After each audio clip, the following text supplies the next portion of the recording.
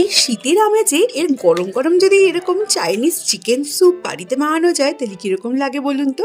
শীতের সন্ধ্যায় বা সকালবেলা ব্রেকফাস্টে এরকম যদি একটা গরম গরম চাইনিজ স্যুপ বানিয়ে নেন না, বাড়ির সবাই তো একেবারে আপনার প্রশংসায় পঞ্চমুখ হয়ে যাবে। আর এর জন্য কিন্তু প্রসেসটাও খুব সহজ। 1 চামচ সাদা তেলের মধ্যে সামান্য কয়েকটা গোলমরিচ আর একটু রসুনটাকে একবার একটু জাস্ট থেতো করে নেবেন, করে এর মধ্যে ফোড়ন দিয়ে দেবেন, মানে তেলের মধ্যে দিয়ে তারপরে চিকেনের পিসগুলো, যদি বোনলেস হয় তো বোনলেস, আর না হলে হাড়যুক্ত চিকেনও দিয়ে করতে পারেন।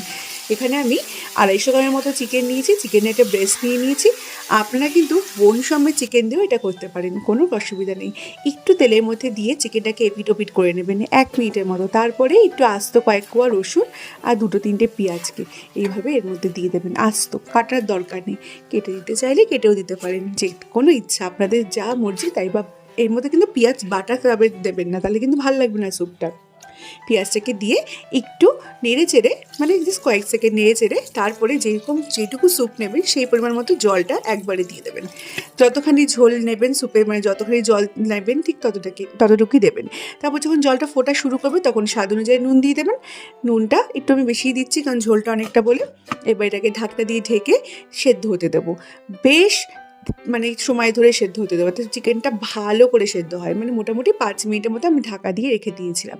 5 মিনিট পর পেঁয়াজটা দেখুন একদম সেদ্ধ হয়ে গেছে, উইথ চিকেনটাও এই এসেন্সগুলো একদম জলের মধ্যে মিশে গেছে। এবার এইভাবে চিকেনটাকে আমি তুলে নিয়ে একটু ঠান্ডা করে নিচ্ছি।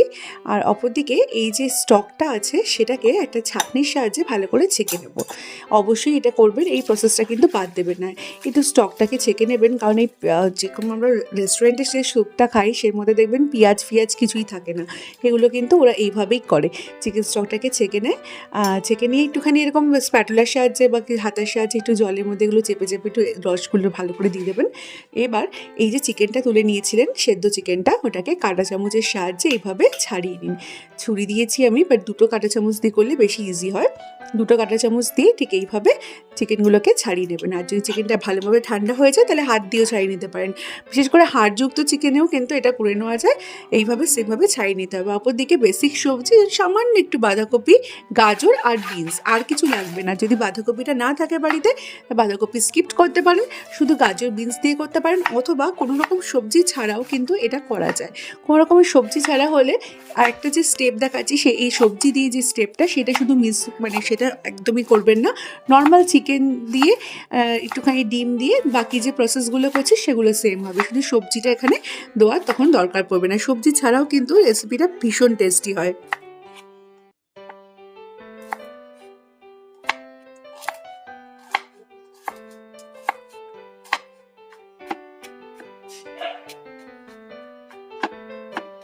বিনস, গাজর আর একটুখানি সামান্য বাঁধাকপি নিয়ে নিয়েছি। আপনারা কিন্তু এর মধ্যে একটুখানি ক্যাপসিকামও অ্যাড করতে পারেন, এটা একদম আপনাদের চয়েস।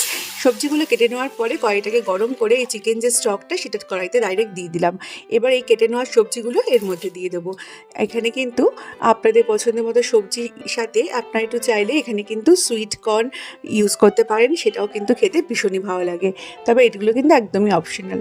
এবার এই চিকেনটা দিয়ে দেবো। যদি সবজি না দেন তাহলে ডিরেক্ট স্টকটাকে দিয়ে এই ছেড়ে রাখা চিকেনগুলোকে ডিরেক্টের মধ্যে দিয়ে দেবেন। চিকেনটাকে দিয়ে এবার এটাকে একটু ভালো করে মিশিয়ে নেব।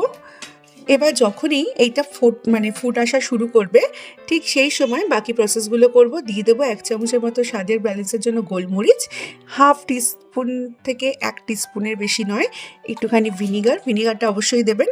আর সামান্য 1/2 টিস্পুন, মানে 1/4 টিস্পুনের মতো একটুখানি সোয়া সস, জাস্ট ফর টেস্ট। না বেশি সোয়া সস দিলে কিন্তু এটা কালো হয়ে যাবে, দেখতে কিন্তু একদমই ভালো লাগবে না, জাস্ট ফর টেস্ট।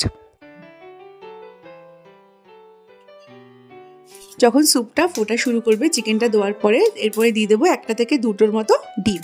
ডিমটাকে দিয়ে সঙ্গে সঙ্গে হাতা খুন্তি যা থাকবে তা দিয়ে কিন্তু নাড়া শুরু করবেন, নাহলে কিন্তু ডিমটা একবারে আস্ত সেদ্ধ টাইপের হয়ে যাবে, মানে টেক্সচারটা কিন্তু ঠিক হবে না। ডিমটা দিয়ে সঙ্গে সঙ্গে স্টির করতে থাকবেন, তাই ডিমটা বেশ সুন্দর সুন্দর করে ভেসে উঠবে চিকেনের সাথে, দেখতে খুব ভালো লাগবে যেরকম রেস্টুরেন্টে ডিমের টেক্সচারটা হয়। তবে হ্যাঁ, ডিমটা যে দিতে হবে তার কোনো মানে নেই, এটা কিন্তু সম্পূর্ণ অপশনাল।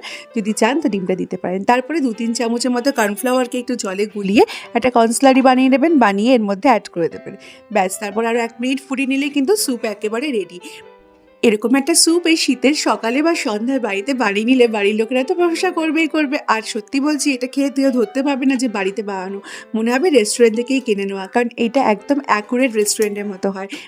বিশেষ করে বাঁধাকপির জন্য এটার টেস্ট একেবারে রেস্টুরেন্টকে ছাপিয়ে যায়। আর সত্যি বলছি, এইরকম একটা স্যুপ না শীতের সকালে হোক বা শীতের বিকালে দুর্ধর্ষ লাগে খেতে, গরম গরম। বাড়িতে কোনো গেস্ট আসলে প্রথম পাতে তাকে এরকম একটা জিনিস সার্ভ করুন, অথবা নিজেরাই বাড়িতে অনেক সময় একটুখানি চায়ের আড্ডার সাথে বা সন্ধ্যাবেলার টিফিনে বাচ্চাদেরকে এরকম একটা হেলদি রেসিপি ট্রাই করে দিন। আর যদি চিকেনের এই রেসিপিটা যদি মনে হয় যে সবজি দেবেন না, তাহলে কিন্তু সবজি না দিলেও চিকেন দিয়ে ক্লিয়ার স্যুপ করতে পারেন।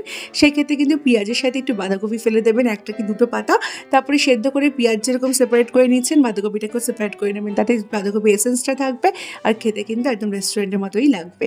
তো চলুন বন্ধুরা, দেখা হবে পরের রেসিপিতে। ভালো লাগলে শেয়ার করে দেওয়ার অনুরোধ রইল। আবার দেখা হবে পরের recipe. Thank you for watching.